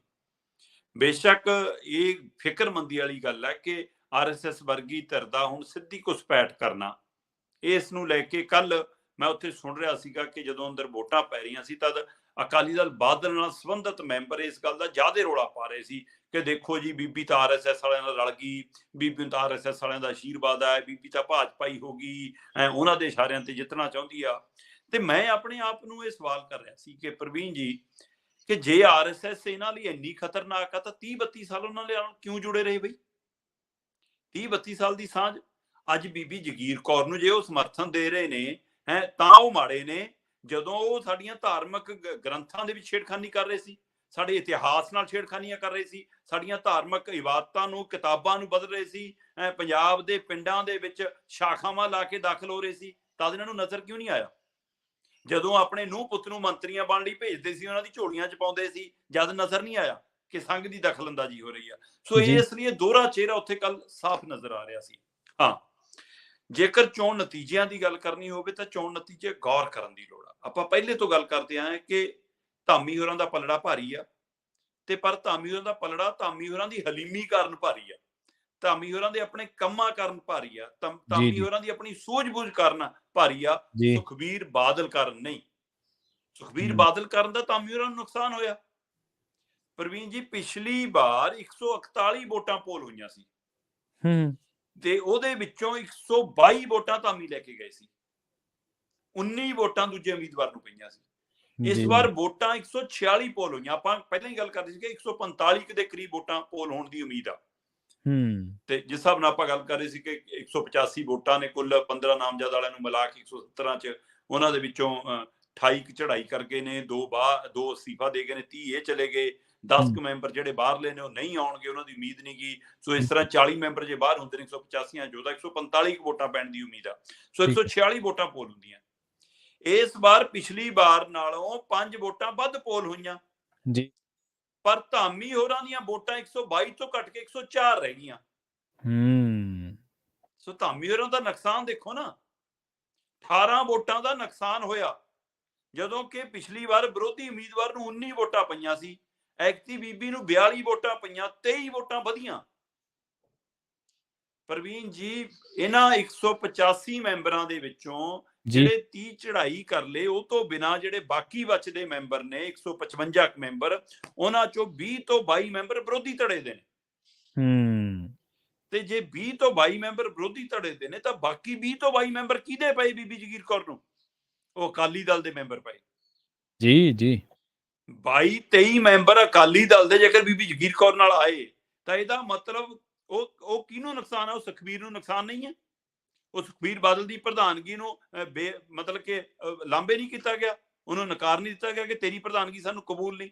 ਸੋ ਇਸ ਲਈ ਇਸ ਹਵਾਲੇ ਨਾਲ ਸਮਝਣ ਦੀ ਲੋੜ ਹੈ ਕਿ 62 ਵੋਟਾਂ ਨਾਲ ਜਿੱਤਿਆ ਇਸ ਵਾਰ ਧਾਮੀ ਹੋਰੀ, ਪਿਛਲੀ ਵਾਰ 103 ਵੋਟਾਂ ਨਾਲ ਜਿੱਤੇ ਸੀ। 103 ਵੋਟਾਂ ਵਾਲਾ ਜਿੱਤਣ ਵਾਲਾ ਬੰਦਾ 62 ਵੋਟਾਂ ਤੇ ਕਿਉਂ ਆਇਆ? ਇਹ ਅਕਾਲੀ ਦਲ ਸੋਚੇ, ਇਹ ਸੁਖਬੀਰ ਬਾਦਲ ਸੋਚਣ। ਸੋ ਬੀਬੀ ਜਗੀਰ ਕੌਰ ਦੇ ਲਈ ਜਿਹੜਾ ਸੁਖਬੀਰ ਬਾਦਲ ਇਹ ਕਹਿੰਦਾ ਸੀ ਕਿ 25 ਵੋਟਾਂ ਤੋਂ ਵੱਧ ਨਹੀਂ ਲਿਜਾ ਸਕਦੀ, ਮੈਂ ਰਾਜਨੀਤੀ ਛੱਡ ਦੂੰਗਾ, ਤੇ ਅਗਲੀ ਕਹਿੰਦੀ ਮੈਂ ਤਾਂ 42 ਲੈ ਗਈ, ਛੱਡੋ ਰਾਜ। ਹੁਣ ਦੱਸੋ, ਸੋ ਹੁਣ ਛੱਡੋ। ਸੋ ਕਿਤੇ ਨਾ ਕਿਤੇ ਅੰਕੜਿਆਂ ਦੇ ਹਵਾਲੇ ਜੇਕਰ ਤੁਸੀਂ ਸਮਝਣਾ ਹੋਵੇ, ਇਹ ਧਾਮੀ ਸਾਹਿਬ ਦੀ ਜਿੱਤ ਆ, ਬੀਬੀ ਜਗੀਰ ਕੌਰ ਦੀ ਹਾਰ ਆ, ਪਰ ਸੁਖਬੀਰ ਬਾਦਲ ਦੀ ਵੀ ਹਾਰ। ਆਪਾਂ ਪਹਿਲੇ ਦਿਨ ਤੋਂ ਕਹਿ ਰਹੇ ਸੀ ਕਿ ਜਿੱਤੇ ਕੋਈ, ਸੁਖਬੀਰ ਬਾਦਲ ਦੇ ਲਈ ਇਹ ਚੁਣੌਤੀ ਹੋਏਗੀ, ਔਰ ਇਹ ਉਹਦਾ 42 ਵੋਟਾਂ ਤੱਕ ਜਾਣਾ, ਇਹ ਕਿਤੇ ਨਾ ਕਿਤੇ ਸੁਖਬੀਰ ਬਾਦਲ ਲਈ ਵੱਡਾ ਚੈਲੰਜ ਆ ਕਿ ਉਸ ਨੂੰ ਆਪਣੇ ਘਰ ਦੇ ਵਿੱਚੋਂ ਵੱਡੇ ਚੈਲੰਜ ਮਿਲਣ ਲੱਗੇ ਨੇ। ਇਸ ਲਈ ਇਸ ਨੂੰ ਹਲਕੇ 'ਚ ਨਾ ਲਵੇ ਅਕਾਲੀ ਦਲ। ਜੀ ਬਿਲਕੁਲ, ਹਲਕੇ 'ਚ ਲੈਣ ਵਾਲੀ ਗੱਲ ਨਹੀਂ ਹੈ। ਜਿਸ ਤਰੀਕੇ ਨਾਲ ਤੁਸੀਂ ਤਫਸੀਲ ਦਿੱਤੀ ਹੈ, ਇਹ ਵਾਕਈ ਅਕਾਲੀ ਦਲ ਦੇ ਲਈ ਖਤਰੇ ਦਾ ਘੁੱਗੂ ਦਾ ਬੋਲੀ ਜਾਂਦਾ ਕਦੋਂ ਦਾ। ਪਰ ਇੱਕ ਹੋਰ ਹੈ, ਸਵਾਲ ਇੱਕ ਇਹ ਵੀ ਪੈਦਾ ਹੁੰਦਾ ਸ਼ਰਮਾ ਜੀ ਕਿ ਬੀਬੀ ਜਗੀਰ ਕੌਰ ਦਾ ਹੁਣ ਅਗਲਾ ਰਾਹ ਕੀ ਹੋਊਗਾ? ਪ੍ਰਵੀਨ ਜੀ, ਆਪਾਂ ਬਹੁਤ ਦਿਨਾਂ ਤੋਂ ਇਹ ਗੱਲ ਕਰ ਰਹੇ ਸੀਗੇ ਕਿ ਅਕਾਲੀ ਦਲ ਦੇ ਘਰੋਂ ਕੱਢ ਦਿੱਤੀ ਗਈ ਆ ਜਾਂ ਬਾਦਲਾਂ ਦੇ ਘਰੋਂ ਕੱਢ ਦਿੱਤੀ ਗਈ। ਅਗਲੀ ਕਹਿੰਦੀ ਅਕਾਲੀ ਦਲ 'ਚ ਤਾਂ ਮੈਨੂੰ ਕੱਢ ਸਕਦੇ, ਸੋ ਬਾਦਲਾਂ ਦੇ ਘਰੋਂ ਕੱਢ ਦਿੱਤੀ ਹੈ, ਅਗਲਾ ਰਾਹ ਕਿਹੜਾ ਹੋਊਗਾ? ਪ੍ਰਵੀਨ ਜੀ, ਕਦੇ ਕਦੇ ਤਾਂ ਲੱਗਦਾ ਕਿ ਬੀਬੀ ਜਗੀਰ ਕੌਰ ਇਆਲੀ ਹੋਰਾਂ ਦੇ ਨਾਲ ਖੜੀ ਨਜ਼ਰ ਆਏਗੀ, ਤੇ ਇਆਲੀ ਹੋਰੀ ਕਿਹੜੀ ਤਰ੍ਹਾਂ ਨਾਲ ਖੜੇ ਨਜ਼ਰ ਆਉਣਗੇ, ਇਹ ਵੀ ਸਾਰਿਆਂ ਨੂੰ ਮਤਲਬ ਕਿ ਮਨਾਂ 'ਚ ਕਾਫੀ ਖੋਜ ਹੀ ਪੈਂਦੀ ਹੈ ਕਿ ਕੀ ਸਾਰੀ ਖੇਡ ਦੇ ਪਿੱਛੇ ਵਿਕਰਮ ਮਜੀਠੀਆ। ਜੀ। ਕਿਉਂਕਿ ਇੱਕ ਲੱਗਦਾ ਕਿ ਵਿਕਰਮ ਮਜੀਠੀਆ ਅਕਾਲੀ ਦਲ ਦੇ ਅੰਦਰ ਰਹਿ ਕੇ ਚਾਹੁੰਦੇ ਨੇ ਕਿ ਸਾਰੇ ਲੀਡਰ ਗਣੂਆ ਮੇਰੇ ਤੇ ਪਾ ਦੇਣ, ਉਹ ਕਹਿਣ ਕਿ ਠੀਕ ਆ ਵੀ ਬਾਦਲ ਅਸਤੀਫਾ ਦਿੰਦੇ ਨੇ, ਸੁਖਬੀਰ ਬਾਦਲ ਪ੍ਰਧਾਨਗੀ ਛੱਡਦੇ ਨੇ, ਆਪਾਂ ਵਿਕਰਮ ਮਜੀਠੀਆ ਨੂੰ ਬਣਾ ਦਿਓ। ਤੇ ਜੀ। ਵਿਕਰਮ ਮਜੀਠੀਆ ਕਹਿੰਦੇ ਕਿ ਇਸ ਤੇ ਕੰਮ ਵੀ ਕਰੀ ਜਾਂਦੇ ਨੇ ਕਿ ਹਾਂ ਚੱਲ ਘਰ ਦੀ ਗੱਲ ਘਰ 'ਚ ਰਹਿ ਜਾਵੇ ਤੇ ਪਾਰਟੀ 'ਚੋਂ ਬਾਦਲਾਂ ਦਾ ਨਾਮ ਵੀ ਹਟ ਜਾਵੇ, ਮੇਰੇ ਨਾਮ ਤੇ ਮਗਰ ਦਾ ਮਜੀਠੀਆ ਲੱਗਦਾ। ਸੋ ਇਸ ਲਈ ਇੱਕ ਤਾਂ ਇਹ ਵੀ ਹੈ। ਦੂਸਰਾ ਕੁਝ ਇਹ ਵੀ ਸੋਚ ਰਹੇ ਨੇ ਕਿ ਕੀ ਵਿਕਰਮ ਮਜੀਠੀਆ ਇੱਕ ਪੂਰਾ ਧੜਾ ਅਕਾਲੀ ਦਲ ਤੋਂ ਬਾਹਰ ਲਿਜਾ ਕੇ ਢੀਂਡਸਾ ਹੋਰਾਂ ਦੀ ਸਾਰੀ ਵਿਰਾਸਤ ਆਪਣੇ ਨਾਲ ਸਾਂਭ ਲੈਣਗੇ, ਜਾਂ ਇਹ ਵੀ ਸਵਾਲ ਹੈ ਕਿ ਜਦੋਂ ਤਿਰੰਗਾ ਲਹਿਰਾਉਣ ਦਾ ਸੁਨੇਹਾ ਦਿੱਤਾ ਜਾਂਦਾ ਕਿ ਐਕਤੀ ਭਾਈ ਹਰ ਘਰ ਨੇ ਆਪਣੀ ਛੱਤ ਤੇ ਤਿਰੰਗਾ ਲਾਉਣਾ ਹੈ, ਤਦ ਪੰਜਾਬ ਦੇ ਇਹਨਾਂ ਪੰਥਕ ਲੀਡਰਾਂ ਦੇ ਵਿੱਚੋਂ ਕੱਲੇ ਵਿਕਰਮ ਮਜੀਠੀਆ ਨੇ ਆਪਣੇ ਨਿਆਣਿਆਂ ਨੂੰ ਨਾਲ ਖੜਾ ਕੇ ਤਿਰੰਗਾ ਲਾਇਆ ਸੀ ਆਪਣੇ ਕੋਠੇ ਤੇ ਫੋਟੋ ਵੀ ਵੀਡੀਓ ਵੀ ਪਾਈ ਸੀ। ਤੇ ਉਹਦੇ ਕੀ ਮਾਇਨੇ ਨੇ? ਕੀ ਉਹ ਸੁਨੇਹਾ ਮੋਦੀ ਨੂੰ ਸੀ ਕਿ ਜੀ ਮੈਂ ਤੁਹਾਡੇ ਨਾਲ? ਸਵਾਲ ਤਿਰੰਗੇ ਦਾ ਨਹੀਂ, ਤਿਰੰਗਾ ਪੂਰੇ ਦੇਸ਼ ਦਾ ਝੰਡਾ, ਪਰ ਉਹ ਕਿਸ ਸਮੇਂ ਲਾਇਆ ਜਾ ਰਿਹਾ, ਕਿਹਨੂੰ ਦਿਖਾ ਕੇ ਲਾਇਆ ਜਾ ਰਿਹਾ, ਕਿਹਨੂੰ ਦੱਸ ਕੇ ਲਾਇਆ ਜਾ ਰਿਹਾ, ਇਹ ਸਵਾਲ ਹੈ। ਸੋ ਇਸ ਲਈ ਉੱਥੋਂ ਅੰਦਾਜ਼ਾ ਇਹ ਲੱਗ ਰਿਹਾ ਸੀ। ਹੁਣ ਬੀਬੀ ਜਗੀਰ ਕੌਰ ਕੋਲ ਇੱਕ ਰਾਤ ਹੈ ਇਸ ਮੌਕੇ ਇਹ ਹੈ ਕਿਉਂਕਿ ਸੁਖਬੀਰ ਬਾਦਲ ਨੇ ਤਾਂ ਘਰੋਂ ਤੋੜ ਦਿੱਤਾ, ਉਹਨੂੰ ਤਾਂ ਪਾਰਟੀ ਚੋਂ ਕੱਢਤਾ, ਪਰ ਬੀਬੀ ਕਹਿੰਦੀ ਮੈਂ ਪੰਥ ਨਾਲ ਖੜੀ ਹਾਂ, ਮੈਂ ਬੀਜੇਪੀ ਦਾ ਕੋਈ ਮਸਲਾ ਹੀ ਨਹੀਂਗਾ। ਪਰ ਸੱਚਾਈ ਇਹ ਆ ਕਿ ਬੀਬੀ ਜਗੀਰ ਕੌਰ ਬੀਜੇਪੀ ਦੇ ਸੰਪਰਕ 'ਚ ਆ, ਔਰ ਬੀਬੀ ਜਗੀਰ ਕੌਰ 2024 ਦੇ ਵਿੱਚ ਜੇਕਰ ਲੋਕ ਸਭਾ ਦੀ ਚੋਣ ਬੀਜੇਪੀ ਦੀ ਟਿਕਟ ਤੇ ਲੜੇ ਤਾਂ ਹੈਰਾਨੀ ਦੀ ਵੀ ਗੱਲ ਵੀ ਨਹੀਂ ਹੋ ਸਕਦੀ ਕੋਈ। ਅੱਛਾ, ਔਰ ਉਹ ਹਲਕਾ ਖੰਡੂਰ ਸਾਹਿਬ ਵੀ ਹੋ ਸਕਦਾ ਪ੍ਰਵੀਨ ਜੀ। ਬੀਬੀ ਜਗੀਰ ਕੌਰ ਖੰਡੂਰ ਸਾਹਿਬ ਹਲਕੇ ਤੋਂ ਅਕਾਲੀ ਦਲ ਦੀ ਟਿਕਟ ਤੇ ਐਮਪੀ ਦੀ ਚੋਣ ਲੜ ਚੁੱਕੀ ਆ 2000 ਜਿਹੜੀ ਲੰਗੀ ਹੁਣੇ। ਬਿਲਕੁਲ ਡਿੰਪੇ ਦੇ ਮੁਕਾਬਲੇ ਜੀ। ਬਿਲਕੁਲ ਡਿੰਪਾ ਉੱਥੋਂ 42-43% ਵੋਟਾਂ ਲੈ ਕੇ ਜਾਂਦਾ, ਬੀਬੀ ਜਗੀਰ ਕੌਰ 30% ਵੋਟਾਂ ਲੈ ਜਾਂਦੀ ਹੈ ਜਦੋਂ ਅਕਾਲੀ ਦਲ ਗਿਰਾਵਟ 'ਚ ਹੁੰਦਾ। ਤੇ ਇਸ ਲਈ ਬੀਬੀ ਨੇ ਉਹ ਹਲਕਾ ਗਾਇਆ ਵਾ ਤੇ ਬਾਦਲਾਂ ਦੀ ਸ਼ੈਲੀ 'ਚ ਚੁਣੌਤੀ ਦੇਣ ਵਾਲੀ ਇੱਕ ਬੀਜੇਪੀ ਨੂੰ ਲੀਡਰ ਮਿਲਦੀ ਆ। ਪੰਥਕ ਹਲਕਿਆਂ 'ਚ ਇੱਕ ਘੁਸਪੈਠ ਕਰਨ ਲਈ ਇੱਕ ਲੀਡਰ ਮਿਲਦੀ ਆ ਤੇ ਇੱਕ ਉੱਪਰ ਦੀ ਔਰਤ ਆ, ਬੀਬੀ ਆ। ਸੋ ਇਸ ਲਈ 3-4 ਚੀਜ਼ਾਂ ਤੋਂ ਬੀਜੇਪੀ ਨੂੰ ਇਹ ਸੂਟ ਕਰਦਾ ਤੇ ਬੀਬੀ ਜਗੀਰ ਕੌਰ ਨੂੰ ਕੋਈ ਟਿਕਾਣਾ ਚਾਹੀਦਾ ਤੇ ਉਹ ਟਿਕਾਣਾ ਬੀਜੇਪੀ ਹੋ ਸਕਦਾ, ਔਰ ਹੋ ਸਕਦਾ ਬੀਬੀ ਜਗੀਰ ਕੌਰ 2024 ਦੇ ਵਿੱਚ ਮੈਂਬਰ ਪਾਰਲੀਮੈਂਟ ਦੀ ਚੋਣ ਬੀਜੇਪੀ ਦੀ ਟਿਕਟ ਤੇ ਲੜ ਲਵੇ। ਸੋ ਇਸ ਲਈ ਕਿਉਂਕਿ ਕੱਲ ਚੋਣ ਹਾਰਨ ਤੋਂ ਬਾਅਦ ਬੀਬੀ ਨੂੰ ਕੋਈ ਗਿਲਾ ਨਹੀਂ ਸੀ, ਕੋਈ ਸ਼ਿਕਵਾ ਨਹੀਂ ਸੀ, ਕੋਈ ਮਾਯੂਸੀ ਨਹੀਂ ਸੀ, ਉਲਟਾ ਉਹ ਜਿਹੇ ਜਿਹੇ ਸ਼ਬਦ ਬੋਲ ਰਹੀ ਸੀ ਉਹ ਸ਼ਬਦ ਚੁੰਮੇ ਸੀ। ਜੀ ਬੀਬੀ ਜਗੀਰ ਕੌਰ ਕੱਲ ਕੋਈ ਐਮਐਲਏ ਦੀ, ਕੋਈ ਐਮਪੀ ਦੀ, ਕੋਈ ਲੋਕ ਸਭਾ ਦੀ, ਕੋਈ ਰਾਜ ਸਭਾ ਦੀ, ਕੋਈ ਚੇਅਰਮੈਨੀ ਦੀ, ਕੋਈ ਪੰਚੀ ਸਰਪੰਚੀ ਦੀ ਚੋਣ ਨਹੀਂ ਹਾਰੀ। ਬੀਬੀ ਜਗੀਰ ਕੌਰ ਸ਼੍ਰੋਮਣੀ ਗੁਰਦੁਆਰਾ ਪ੍ਰਬੰਧਕ ਕਮੇਟੀ ਦੀ ਚੋਣ ਹਾਰੀ ਹੈ, ਧਾਰਮਿਕ ਸੰਸਥਾ ਦੀ ਨੁਮਾਇੰਦਗੀ ਦੀ ਚੋਣ ਹਾਰੀ ਹੈ। ਔਰ ਉਸ ਚੋਣ ਹਾਰਨਾ ਜਾਂ ਜਿੱਤਣਾ, ਉਹ ਤੋਂ ਬਾਅਦ ਮੁਖਾਤਬ ਹੋਣਾ, ਉਹ 'ਚ ਹਲੀਮੀ ਹੋਣੀ ਚਾਹੀਦੀ ਸੀ, ਉਹ 'ਚ ਨਿਮਰਤਾ ਹੋਣੀ ਚਾਹੀਦੀ ਸੀ, ਉਹਦੇ ਵਿੱਚ ਮਿਠਾਸ ਹੋਣੀ ਚਾਹੀਦੀ ਸੀ। ਬੀਬੀ ਦੇ ਬੋਲ ਖੜਵੇ ਵੀ ਸੀ, ਕੌੜੇ ਵੀ ਸੀ। ਆ ਭੁੰਦੜ ਛੁੰਦੜ ਮਲੂਕਾ ਸਲੂਕਾ ਇਹ ਬੀਬੀ ਜਗੀਰ ਕੌਰ ਨੂੰ ਸ਼ੋਭਾ ਨਹੀਂ ਦਿੰਦਾ। ਸੋ ਜਿਹੜੇ ਅਹੁਦੇ ਦੀ ਉਹ ਚੋਣ ਚੋਂ ਤੇਜਾ ਸਿੰਘ ਸਮੁੰਦਰੀ ਹਾਲ ਚੋਂ ਨਿਕਲ ਕੇ ਆ ਕੇ ਜਿਹੀ ਬੋਲਣਾ, ਸੋ ਉਹ ਬੀਬੀ ਨੂੰ ਸ਼ੋਭਾ ਨਹੀਂ ਦਿੰਦਾ ਸੀ। ਪਰ ਉਹ ਬੋਲ ਰਾਜਨੀਤਿਕ ਬੋਲ ਸੀ ਪ੍ਰਵੀਨ ਜੀ, ਉਹ ਸ਼ੈਲੀ ਰਾਜਨੀਤਿਕ ਸ਼ੈਲੀ ਸੀ, ਹਮਲਾਵਰ ਸ਼ੈਲੀ ਸੀ। ਇਸ ਲਈ ਮੈਂ ਕਹਿ ਰਿਹਾ ਕਿ ਤੂੰ ਨਹੀਂ ਬੋਲਦੀ, ਤੇਰੇ 'ਚ ਕੋਈ ਹੈ ਨਾ। ਸੋ ਕੌਣ ਬੋਲਦਾ ਬੀਬੀ ਦੇ ਅੰਦਰ, ਉਹ ਕੱਲ ਸਮਝ ਆ ਰਿਹਾ ਸੀਗਾ। ਸੋ ਇਸ ਲਈ ਚਾਹੇ ਬੀਬੀ ਢੀਂਡਸਿਆਂ ਦੇ ਥੜੇ ਤੇ ਬੈਠੇ ਜਾ ਕੇ, ਪਰ ਤਾਂ ਵੀ ਢੀਂਡਸੇ ਵੀ ਬੀਜੇਪੀ ਦੇ ਥੜੇ ਤੇ ਬੈਠੇ ਨੇ, ਸਾਰਿਆਂ ਨੂੰ ਪਤਾ। ਸੋ ਚਾਹੇ ਸਿੱਧੀ ਮਤਲਬ ਕਿ ਕਮਲ ਦੇ ਫੁੱਲ ਨੂੰ ਫੜਨ ਲਈ ਉਹਨਾਂ ਦੇ ਨਾਲ ਚਲੀ ਜਾਵੇ। ਸੋ ਇਹਦੇ ਵਿੱਚ ਫਿਰ ਇਸ ਲਈ ਕੋਈ ਸ਼ੰਕੇ ਸ਼ੋਭੇ ਨਹੀਂ ਹੋਣੇ ਚਾਹੀਦੇ। ਹਾਂ, ਸੁਖਬੀਰ ਬਾਦਲ ਜੇਕਰ ਹੁਣ ਇਸ ਕੋਸ਼ਿਸ਼ 'ਚ ਆਉਂਦੇ ਨੇ ਕਿ ਜਿਹੜੀਆਂ 23+ ਵੋਟਾਂ ਵੱਧ ਪਈਆਂ ਬੀਬੀ ਨੂੰ, ਉਹ ਮੇਰੇ ਮੈਂਬਰ ਸੀ, ਕੱਲ ਨੂੰ ਉਹਨਾਂ ਤੇ ਕਾਰਵਾਈ ਤੇ ਆਉਂਦੇ ਨੇ ਸੁਖਬੀਰ ਬਾਦਲ, ਉਹਨਾਂ ਨੂੰ ਕੱਢਣ ਲਈ ਆਉਂਦੇ ਨੇ, ਉਹਨਾਂ ਨੂੰ ਕਿਨਾਰੇ ਲਾਉਣ ਲਈ ਆਉਂਦੇ ਨੇ, ਉਹਨਾਂ ਪਰਿਵਾਰਾਂ ਨੂੰ ਅਕਾਲੀ ਦਲ 'ਚੋਂ ਬਾਹਰ ਕਰਨ ਦੀ ਕੋਸ਼ਿਸ਼ ਕਰਦੇ ਨੇ, ਤਾਂ ਇੱਕ ਹੋਰ ਵੱਡੀ ਕੁਤਾਹੀ ਕਰਨਗੇ ਸੁਖਬੀਰ ਬਾਦਲ। ਅਕਾਲੀ ਦਲ ਲਈ ਇੱਕ ਹੋਰ ਨੁਕਸਾਨਦਾਰ ਰਾਹ ਤਿਆਗ ਕਰਨਗੇ। ਪਰ ਸੁਖਬੀਰ ਬਾਦਲ ਲਈ ਹੁਣ ਪ੍ਰਧਾਨਗੀ ਤੇ ਬਣੇ ਰਹਿਣਾ ਆਸਾਨ ਨਹੀਂਗਾ। ਬੀਬੀ ਜਗੀਰ ਕੌਰ ਹਾਰ ਗਈ, ਪਰ ਸੁਖਬੀਰ ਬਾਦਲ ਦੀ ਪ੍ਰਧਾਨਗੀ ਨੂੰ ਵੀ ਚੁਣੌਤੀ ਆ, ਔਰ ਬੀਬੀ ਜਗੀਰ ਕੌਰ ਆਪਣੇ ਨਵੇਂ ਰਾਹ ਤੇ ਜਾਣ ਲਈ ਵੀ ਤਿਆਰ ਆ। ਔਰ ਨਵਾਂ ਰਾਹ ਉਹ ਬੀਜੇਪੀ ਦਾ ਹੀ ਲੱਗਦਾ, ਉਹ ਸਿੱਧਾ ਹੋ ਸਕਦਾ ਜਾਂ ਬਾਇਆ ਹੋ ਸਕਦਾ। ਜੀ ਬਿਲਕੁਲ।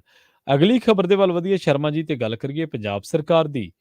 ਪੰਜਾਬ ਨੂੰ ਲਵਾਰਸ ਛੱਡ ਕੇ ਸਾਡੇ ਮੁੱਖ ਮੰਤਰੀ ਸਾਹਿਬ ਤੇ ਸਾਡੇ ਜਿਹੜੇ ਮੰਤਰੀ ਸਹਿਬਾਨ ਨੇ, ਇਹ ਕਹਿੰਦੇ ਗੁਜਰਾਤ ਦੇ ਵਿੱਚ ਸਟਾਰ ਪ੍ਰਚਾਰਕ ਬਣ ਗਏ ਹੁਣ। ਬਿਲਕੁਲ ਤੁਸੀਂ ਦਰੁਸਤ ਸੁਣਿਆ ਪ੍ਰਵੀਨ ਜੀ ਕਿ ਪੰਜਾਬ ਤਾਂ ਪਹਿਲਾਂ ਹੀ ਲਿਵਾਰਸ ਛੱਡਿਆ ਹੋਇਆ, ਜਿੱਦਣ ਦੀਆਂ ਹਿਮਾਚਲ ਦੀਆਂ ਔਰ ਗੁਜਰਾਤ ਦੀਆਂ ਚੋਣਾਂ ਦੀ ਚਰਚਾ ਹੈ ਤਦ ਤੋਂ ਹੀ ਪੰਜਾਬ ਲਿਵਾਰਸ ਛੱਡ ਕੇ ਤੁਰੇ ਨੇ। ਤੁਸੀਂ ਇਹ ਦੇਖੋ ਕਿ ਲਗਾਤਾਰ ਮੁੱਖ ਮੰਤਰੀ ਭਗਵੰਤ ਮਾਨ ਜੀ ਕਦੇ ਆਦਮਪੁਰ ਦੇ ਵਿੱਚ ਰੋਡ ਸ਼ੋਅ ਕਰਦੇ ਨੇ, ਕਦੇ ਹਿਮਾਚਲ ਰੋਡ ਸ਼ੋਅ ਕਰਦੇ ਨੇ। ਹਿਮਾਚਲ ਤਾਂ ਰੋਡ ਸ਼ੋਅ ਮਤਲਬ ਕਿ ਰੱਦ ਤੱਕ ਵੀ ਕਰਨੇ ਪੈ ਜਾਂਦੇ ਨੇ। ਜੀ। ਤੁਸੀਂ ਇਹ ਦੇਖੋ ਕਿ ਪਹਿਲਾਂ ਉੱਥੇ ਟੀਚਰ ਕੁੱਟੇ ਸੀ, ਸੋ ਹੁਣ ਸਾਬਕਾ ਸੈਨਿਕ ਪਹੁੰਚ ਗਏ ਤੇ ਸਾਬਕਾ ਸੈਨਿਕਾਂ ਦੇ ਉੱਤੇ ਲਾਠੀਚਾਰਜ ਕਰਨ ਤੋਂ ਫਿਰ ਡਰ ਵੀ ਲੱਗਿਆ ਕਿ ਭਾਈ ਉਹਨਾਂ ਨਾਲ ਸਾਡੇ ਮੁਲਾਜ਼ਮ ਕੁੱਟਮਾਰ ਨਾ ਕਰ ਲੈਣ, ਕਿਉਂਕਿ ਉੱਥੇ ਪੁਲਿਸ ਨੇ ਕੁੱਟਮਾਰ ਨਹੀਂ ਕੀਤੀ ਸੀ ਅਧਿਆਪਕਾਂ ਨਾਲ, ਉੱਥੇ ਆਮ ਆਦਮੀ ਪਾਰਟੀ ਦੇ ਵਰਕਰਾਂ ਨੇ ਧੱਕੇਸ਼ਾਹੀ ਕੀਤੀ ਸੀ। ਸੋ ਰੋਸ ਪ੍ਰਗਟਾਉਣਗੇ ਲੋਕਾਂ ਤੇ ਵੀ ਹੁਣ ਇਹ ਹਮਲੇ ਕਰਦੇ ਨੇ। ਸੋ ਇਸੇ ਲਈ ਕੱਲ ਉੱਥੇ ਫਿਰ ਇਹਨਾਂ ਨੂੰ ਠੰਡ ਵਰਤਾਉਣੀ ਪਈ, ਆਖਰ ਰੋਡ ਸ਼ੋਅ ਰੱਦ ਕੀਤਾ ਕਿ ਜੇਕਰ ਰੋਡ ਸ਼ੋਅ ਹੋ ਗਿਆ ਤੇ ਸਾਡੇ ਵਰਕਰਾਂ ਨੇ, ਜਿਹੜੇ ਆਮ ਆਦਮੀ ਪਾਰਟੀ ਦੇ ਵਰਕਰ ਨੇ, ਉਹ ਹੱਥੋਂ ਪਾਈ ਤੱਕ ਆ ਸਕਦੇ ਨੇ ਉਹਨਾਂ ਸਾਬਕਾ ਸੈਨਿਕਾਂ ਨਾਲ, ਤੇ ਉਹ ਫਿਰ ਬਦਨਾਮੀ ਬਹੁਤ ਹੋ ਜਾਣੀ ਸੀ। ਸੋ ਇਸ ਲਈ ਕਿਸੇ ਨੇ ਸਿਆਣੇ ਨੇ ਸਲਾਹ ਦਿੱਤੀ ਤੇ ਭਗਵੰਤ ਮਾਨ ਜੀ ਆਪਣਾ ਰੋਡ ਸ਼ੋਅ ਰੱਦ ਕਰਕੇ ਆ ਗਏ। ਪਰ ਗੁਜਰਾਤ ਦਾ ਮੋਹ ਇੰਨਾ ਜਾਗ ਗਿਆ, ਆਪਾਂ ਹੁਣੇ ਖਬਰ ਕਰਕੇ ਹਟੇ ਹਾਂ ਪ੍ਰਵੀਨ ਜੀ, ਕਿ ਪੰਜਾਬ ਦੇ ਜੀ, ਜੀ। ਅੰਦਰ ਡਿਸਪੈਂਸਰੀਆਂ ਦਾ ਹਾਲ ਆ ਇਹ, ਦਵਾਈਆਂ ਦਾ ਹਾਲ ਆ ਇਹ, ਪੰਜਾਬ ਦੀ ਸਿਹਤ ਸਹੂਲਤਾਂ ਦਾ ਚੰਡੀਗੜ੍ਹ 'ਚ ਪੰਜਾਬ ਦੀ ਰਾਜਧਾਨੀ ਦੇ ਹਸਪਤਾਲਾਂ ਵੱਲੋਂ ਇਨਕਾਰ ਕਰਨਾ ਵੱਡੀ ਚੁਣੌਤੀ ਹੈ। ਰੇਤ ਵਾਲਾ ਮਸਲਾ ਕਿੱਡਾ ਬੜਾ ਖੜਾ ਹੈ। ਆਹ ਦੂਜੇ ਜਿਹੇ ਜਿਹੇ ਘਟਨਾਕ੍ਰਮ ਪੁਲਿਸ ਤੰਤਰ ਦੇ ਨੱਕ ਥੱਲੇ ਵਾਪਰੀ ਜਾਂਦੇ ਨੇ ਪੰਜਾਬ ਦੇ ਅੰਦਰ। ਕਿਤੇ ਹਾਂਜੀ। ਗੋਲੀ ਚੱਲ ਗਈ, ਕਿਤੇ ਬੰਦਾ ਮਾਰਤਾ। ਹੁਣ ਤੁਸੀਂ ਜਿਹੜੀ ਘਟਨਾ ਜ਼ਿਕਰ ਕਰਦੇ ਹੋ, ਜੇਕਰ ਇਹ ਵੀ ਸੱਚ ਹੈ ਤਾਂ ਅਜਿਹੀਆਂ ਘਟਨਾਵਾਂ ਦੇ ਹਵਾਲੇ ਨਾਲ ਫਿਰ ਸੋਚਣ ਦੀ ਲੋੜ ਹੈ ਕਿ ਲਾਅ ਐਂਡ ਆਰਡਰ ਦੀ ਸਥਿਤੀ ਕੀ ਹੈ। ਪੰਜਾਬ ਦੇ ਆਮ ਨਾਗਰਿਕ ਨੂੰ ਆਪਣੀ ਜਾਨ ਮਾਲ ਦੀ ਫਿਕਰ ਹੈ ਤੇ ਤੁਸੀਂ ਸੂਬੇ ਤੋਂ ਬਾਹਰ ਤੁਰੇ ਫਿਰਦੇ ਹੋ। ਤੇ ਇਹ ਸਾਰਿਆਂ ਦੇ ਵਿੱਚ ਸਟਾਰ ਪ੍ਰਚਾਰਕ ਬਣ ਕੇ ਖੁਸ਼ ਨੇ। ਇੱਕ ਤਾਂ ਮਾਨ ਜੋੜੀ ਬਣੀ ਹੈ ਜੀ, ਸਟਾਰ ਪ੍ਰਚਾਰਕ ਅਨਮੋਲ ਗਗਨ ਮਾਨ ਵੀ ਤੇ ਭਗਵੰਤ ਮਾਨ ਵੀ। ਇਸ ਠੀਕ ਹੈ। ਆਮ ਆਦਮੀ ਪਾਰਟੀ ਨੇ ਗੁਜਰਾਤ ਲਈ 20 ਸਟਾਰ ਪ੍ਰਚਾਰਕ ਲਾਣੇ ਆ ਪ੍ਰਵੀਨ ਜੀ। ਉਹਨਾਂ 20 ਸਟਾਰ ਪ੍ਰਚਾਰਕਾਂ ਚੋਂ ਜ਼ਿਆਦਾਤਰ ਪੰਜਾਬ ਦੇ ਹੀ ਨੇ। ਹਾਂ, ਜੇਕਰ ਤੁਸੀਂ ਗੱਲ ਕਰੋ ਤਾਂ ਅਰਵਿੰਦ ਕੇਜਰੀਵਾਲ ਹੈਗੇ, ਜੇਕਰ ਤੁਸੀਂ ਗੱਲ ਕਰੋ ਤਾਂ ਸੰਜੇ ਸਿੰਘ ਹੈਗੇ, ਜੇਕਰ ਤੁਸੀਂ ਗੱਲ ਕਰੋ ਤਾਂ ਉਹਦੇ ਵਿੱਚ ਮਨੀਸ਼ ਸਿਸੋਦੀਆ ਹੈਗੇ, ਉਹ 'ਚ ਰਾਘਵ ਚੱਡਾ ਹੈਗੇ। ਸੋ ਇਹ ਵੀ ਹੈਗੇ ਨੇ। ਰਾਘਵ ਚੱਡਾ ਤਾਂ ਆਪਣੇ ਆਪ ਨੂੰ ਕਹਾਉਂਦੇ ਹੀ ਪੰਜਾਬ ਦੇ ਨੇ ਕਿ ਮੈਂ ਤਾਂ ਰਾਜ ਸਭਾ ਮੈਂਬਰ ਵੀ ਇੱਥੋਂ ਹੀ ਹਾਂ। ਤੇ ਜੇਕਰ ਪੰਜਾਬ ਦੀ ਗੱਲ ਕਰੋ ਤਾਂ ਉਹਨਾਂ 'ਚ ਪ੍ਰੋਫੈਸਰ ਬਲਜਿੰਦਰ ਕੌਰ ਵੀ ਹੈਗੇ, ਰਕੇਸ਼ ਵੀ ਹੈਗੇ, ਹੀਰਾਪੁਰ ਹੋਰੀ। ਇਸ ਦੇ ਨਾਲ ਨਾਲ ਉਹਦੇ ਵਿੱਚ ਮਤਲਬ ਕਿ ਤੁਸੀਂ ਅਨਮੋਲ ਗਗਨ ਮਾਨ ਹੈਗੀ, ਉਹਦੇ ਵਿੱਚ ਭਗਵੰਤ ਮਾਨ ਹੈਗੇ, ਉਹਦੇ ਵਿੱਚ ਹਰਭਜਨ ਭੱਜੀ ਹੈਗੇ। ਸੋ ਹੁਣ ਭੱਜੀ ਨੂੰ ਇਸ ਲਈ ਲਿਆਂਦਾ ਸੀ ਕਿ ਉੱਥੇ ਭੀੜ ਇਕੱਠੀ ਕੀਤੀ ਜਾ ਸਕੇ। ਸੋ ਆਹ ਕੰਮ ਲੈਣਾ ਜੀ ਭੱਜੀ ਤੋਂ। ਸੋ ਇਸ ਲਈ ਹੁਣ ਇਹ ਸਾਰੇ ਉਧਰ ਨੂੰ ਤੋਰ ਦਿੱਤੇ ਨੇ ਤੇ ਇਹ ਸਾਰਾ ਪੰਜਾਬ ਲਿਵਾਰਸ ਛੱਡ ਕੇ ਪੰਜਾਬ ਦੀ ਸਰਕਾਰ, ਪੰਜਾਬ ਦੇ ਮੰਤਰੀ ਗੁਜਰਾਤ ਨੂੰ ਤੁਰ ਪਏ ਨੇ, ਜਦੋਂ ਕਿ ਐਮਐਲਏ ਲੰਮੇ ਸਮੇਂ ਤੋਂ ਉੱਥੇ ਨੇ। ਪ੍ਰਵੀਨ ਜੀ, ਮੈਨੂੰ ਜੀ, ਜੀ। ਹੈਰਾਨੀ ਹੁੰਦੀ ਹੈ, ਐਮਐਲਏ ਆਪਣੇ ਆਪਣੇ ਪੇਜਾਂ ਤੇ ਫੋਟੋਆਂ ਪਾਉਂਦੇ ਨੇ, ਬਿਲਕੁਲ ਪਾਉਂਦੇ ਨੇ। ਵੀਡੀਓ ਪਾਉਂਦੇ ਨੇ ਬਣਾ ਬਣਾ ਕੇ, ਤੇ ਆਪਣਾ ਹਲਕਾ ਉਹ ਭਾਈ ਪੰਜਾਬ ਨੇ ਚੁਣਿਆ, ਪੰਜਾਬ ਲਈ ਤੁਸੀਂ ਚੁਣੇ ਗਏ ਹੋ, ਪੰਜਾਬ ਲਈ ਕੰਮ ਕਰ ਲਓ। ਸੋ ਘੱਟੋ ਜੀ। ਘੱਟ ਤੁਹਾਡੇ ਮੂਹਰੇ ਤਾਂ ਚੁਣੌਤੀਆਂ ਬਹੁਤ ਸੀ, ਤੁਸੀਂ ਹੂੰ। ਤਾਂ ਬੜੇ ਮੀਲ ਪੱਥਰ ਸਾਬਤ ਕਰਨੇ ਸੀ, ਤੁਸੀਂ ਬਹੁਤ ਭਰਮ ਭੁਲੇਖੇ ਤੋੜਨੇ ਸੀ ਬਾਕੀ ਰਵਾਇਤੀ ਪਾਰਟੀਆਂ ਦੇ, ਪਰ ਤੁਸੀਂ ਤਾਂ ਉਹਨਾਂ ਨਾਲੋਂ ਵੀ ਗਾਹਾਂ ਲੰਘੇ। ਉਹ ਤਾਂ ਹਰੇਕ ਸੂਬੇ ਚੋਂ ਆਪਣਾ ਇੱਕਾ ਦੁੱਕਾ ਲੀਡਰ ਬੁਲਾਉਂਦੇ, ਤੁਸੀਂ ਤਾਂ ਸਾਰੀ ਸਰਕਾਰ ਇਹ ਗੁਜਰਾਤ ਨੂੰ ਭੇਜ ਰੱਖੀ ਆ। ਸੋ ਜੀ। ਇਸ ਲਈ ਇਸ ਹਵਾਲੇ ਨਾਲ ਮਤਲਬ ਕਿ ਪੰਜਾਬ ਲਿਵਾਰਸ ਆ ਪ੍ਰਵੀਨ ਜੀ, ਔਰ ਪੰਜਾਬ ਦੇ ਵਿੱਚ ਸਥਿਤੀ ਬਹੁਤ ਖਰਾਬ ਆ। ਸਰਕਾਰ ਦੀ ਹਾਲਤ ਪਤਲੀ ਹੁੰਦੀ ਜਾ ਰਹੀ ਆ, ਪਰ ਭਗਵੰਤ ਮਾਨ ਜੀ ਨੂੰ ਗੁਜਰਾਤ ਦੀ ਫਿਕਰ ਵੱਧ ਆ, ਕੇਜਰੀਵਾਲ ਨੂੰ ਗੁਜਰਾਤ ਦੀ ਫਿਕਰ ਵੱਧ ਆ। ਪੰਜਾਬ ਲਿਵਾਰਸ ਛੱਡ ਦਿੱਤਾ ਗਿਆ। ਜੀ, ਜੀ, ਜੀ। ਅਗਲੀ ਖਬਰ ਦੇ ਵੱਲ ਵਧੀਏ ਸ਼ਰਮਾ ਜੀ, ਤੇ ਗੱਲ ਕਰੀਏ ਨਾਗਰਿਕਤਾ ਦੇਣ ਦੇ ਮਾਮਲੇ ਦੀ। ਹੁਣ ਕੇਂਦਰ ਸਰਕਾਰ ਦੀ ਕਾਣੀ ਵੰਡ ਸਾਹਮਣੇ ਆਈ ਹੈ ਜੀ ਇਸੇ ਨੂੰ ਲੈ ਕੇ।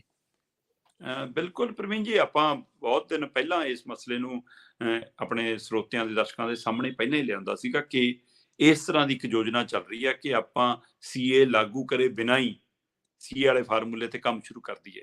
ਸੋ ਇਸ ਲਈ ਹੁਣ ਇਹ ਆਧਾਰ ਬਣਾਉਂਦੇ ਨੇ ਪੁਰਾਣੇ ਐਕਟ ਨੂੰ, 1955 ਦੇ ਐਕਟ ਦੇ ਤਹਿਤ ਹੀ ਜਿਹੜੇ ਘੱਟ ਗਿਣਤੀ ਭਾਈਚਾਰਾ ਬਾਕੀ ਗਵਾਂਢੀ ਮੁਲਕਾਂ ਤੋਂ ਆਉਂਦਾ ਹੈ, ਉਸ ਨੂੰ ਨਾਗਰਿਕਤਾ, ਬਿਲਕੁਲ ਉਹ ਨਾਗਰਿਕਤਾ ਜੀ, ਲੈਣ ਦੇ ਹੱਕਦਾਰ ਨੇ, ਔਰ ਉਹਨਾਂ ਨੂੰ ਮਿਲਣੀ ਚਾਹੀਦੀ ਹੈ, ਕਿਉਂਕਿ ਉਹ ਉੱਥੇ ਬਹੁਤ ਵਧੀਕੀਆਂ ਦਾ ਸ਼ਿਕਾਰ ਹੁੰਦੇ ਨੇ। ਚਾਹੇ ਸਾਡੇ ਸਿੱਖ ਭਾਈਚਾਰੇ ਦੇ ਨਾਲ ਸੰਬੰਧਿਤ ਧਿਰਾਂ ਹੋਣ, ਚਾਹੇ ਉੱਥੇ ਹਿੰਦੂ ਭਾਈਚਾਰੇ ਨਾਲ ਸੰਬੰਧਿਤ ਧਿਰਾਂ ਹੋਣ, ਚਾਹੇ ਪਾਕਿਸਤਾਨ ਹੋਵੇ, ਚਾਹੇ ਅਫਗਾਨਿਸਤਾਨ ਹੋਵੇ, ਚਾਹੇ ਬੰਗਲਾਦੇਸ਼ ਹੋਵੇ, ਉੱਥੇ ਧੱਕੇਸ਼ਾਹੀ ਹੁੰਦੀ ਹੈ।